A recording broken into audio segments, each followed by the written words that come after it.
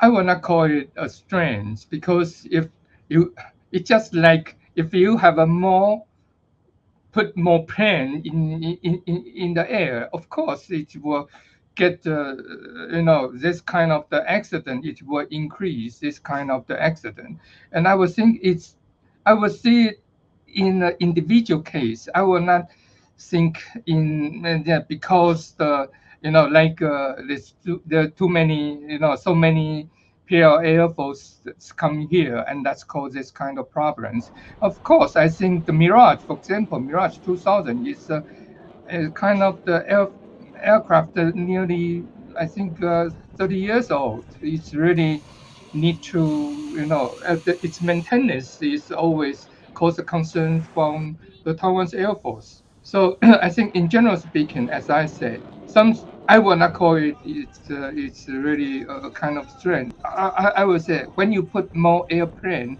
in the air, then you will have a you know understandably it will cause a more accident there.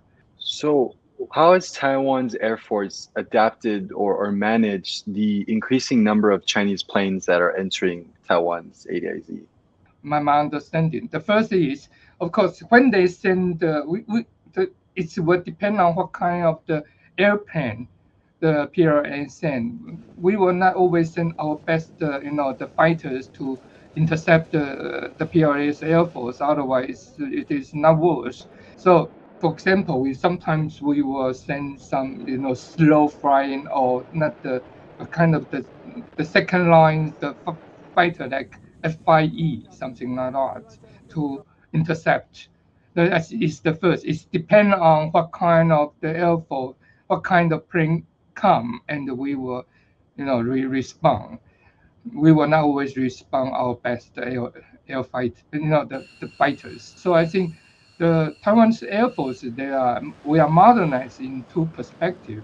One is, of course, the platform, the fighters, and the second is, I think, we increase the kind of the land-based air defense, because the special conditions in the Taiwan Strait. If you want to deny the PRA's fighters.